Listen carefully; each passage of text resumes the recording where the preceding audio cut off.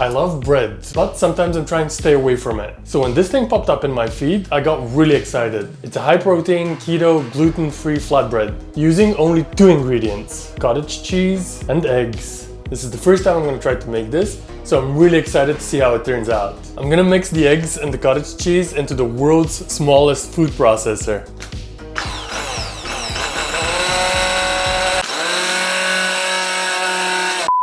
I'm gonna use about a cup of full-fat cottage cheese. This is 4% and it's 200 grams, which is almost a cup, but close enough.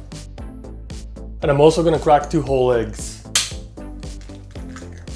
Now, I've seen a few videos of people making this and a couple of them failed. And I think in both cases, that was because they used 1 egg. Reading through the comments of those videos, the consensus seems to be that you should use 2. And that's what I'm gonna do. I'm gonna add a big pinch of salt. You can add whatever dry seasonings you like, but I'm gonna go with salt only.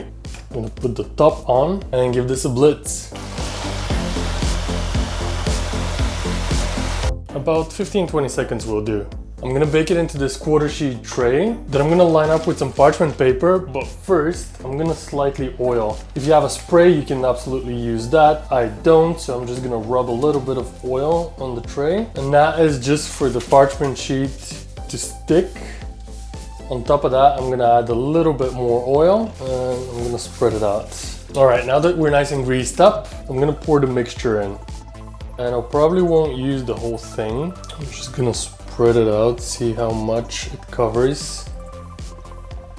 I think I can actually use the whole thing. Okay, so I got my oven preheating to 200 degrees Celsius or 400-ish Fahrenheit.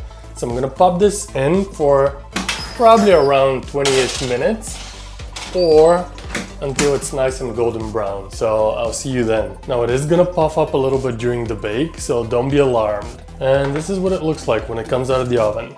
See, all the puffing has subsided and it's nice and flat.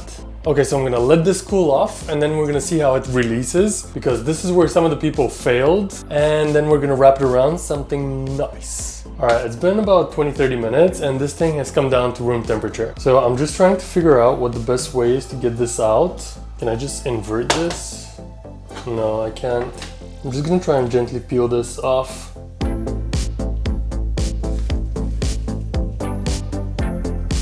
All right, that's our flatbread. Let's see if we can release this from the paper now. Yeah, we can.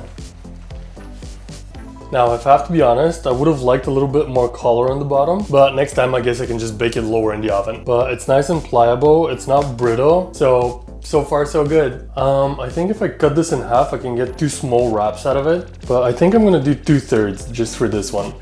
I'm gonna go in with some mayo first. I've got some onion mayo left over from the Philly cheesesteak video, which if you haven't seen, of course you should, and the link is gonna be up there. From there, some red onions. Some nice ripe tomatoes. Now, I've said it before, I'll say it again. Always soak your tomatoes, even if it's in a sandwich. And some nice grilled chicken. All right, let's try and wrap this up. All right, here we go.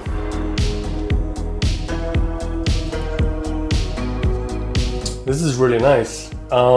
I wouldn't say that this is bread. I would rather call it a nutrient vehicle. Like if you go to the gym and you come home and you make one of these, like who's better than you? Yeah, this is very nice. You should give it a try.